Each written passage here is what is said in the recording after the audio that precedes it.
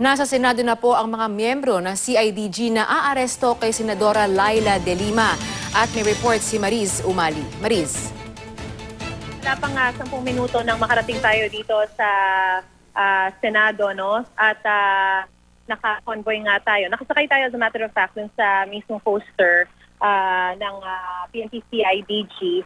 At naka-convoy yun. May 3 Mahindra at yung poster kasama yung 4 na hagad. At sa ngayon, nakaantabay tayo rito sa baba kung saan naroon yung mga operatives ng CIDG, NCR na nag-escort dun sa mga mismong magsisilbi ng warrant of arrest. Kanina, Rida, bago tayo pumunta dito sa Senate, ay tumungo muna tayo sa tahanan ni Senator Laila De Lima sa Parañaque para for formality, ibanggitin sa mga naroroon na isisilbi yung warrant of arrest. Kung tutusin, dahil nga sinabi kanina ni Senator Laila De Lima na uuwi siya sa kanyang tahanan, doon pumunta yung mga magsisilbi ng warrant of arrest para nga doon sa arestuhin.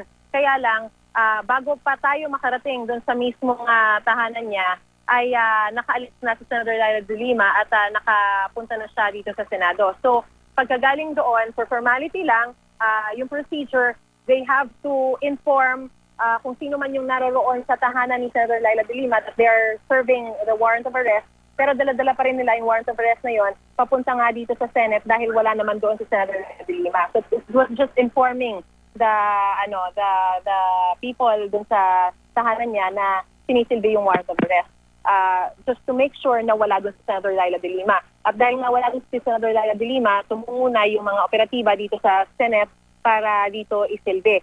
Wala pa tayong malinaw na impormasyon kung maisisilbi nga talaga nila at makukuha nila ngayong gabi si Senator Laila De Lima. Dahil prior to this event, nakikiusap itong si Senator Laila De Lima na kung pwede, manatili na muna siya ngayong gabi, supposedly sa kanyang tahanan, pero umalis na siya, nandito siya sa Senate.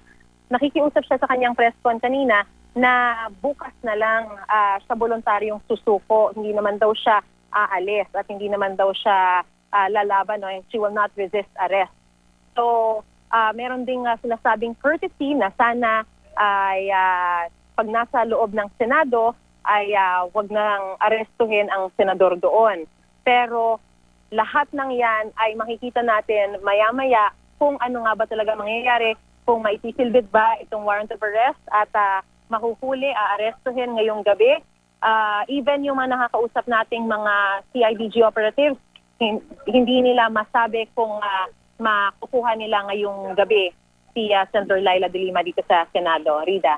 Mariz, kanina sinabi ni Senadora De Lima na meron daw usapan between Senator Coco Pimentel and si DILG Secretary Sueño na payagan siya na bukas na lamang gawin yung pag-serve ng warrant. Pero ito raw ay kinontra mismo ni PNP Chief Bato. Meron ba tayong impormasyon kung talagang habang sa kanya galing yung direktibang ganoon, Mariz? Wala tayong chance to talk to PNP Chief Bato de la Rosa. Kaya hindi natin alam yung information coming from his end. Kung talaga nga bang hindi niya pinayagan yung pakiusap o hiling nitong si Senator Laila De Lima. Sa ngayon, tayo ay nakaantabay.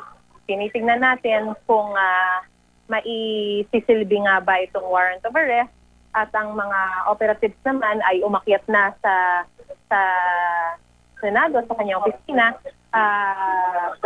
Meron ding mga nakaabang dito sa baba para i-escort siya. Actually, pinalabas na tayo dun sa mismong poster. Titignan natin, Rida, kasi hindi natin masabi ngayon. We cannot really assume kung ano yung mangyayari. So, we just have to wait. Sa ngayon ay yung mga operatiba na mismong may hawak ng warrant of arrest ay nakakyat na sa kanyang opisina, papunta sa kanyang opisina, habang karamihan sa mga operatives ay nandito naman sa baba at naghihintay para malaman kung ma-escortan siya, kung sakasakali pabalik sa Camp Crame, kung ngayon ay maaaresto siya dito sa loob ng Senado. Alright. Maraming salamat sa iyo, Mariz Umali.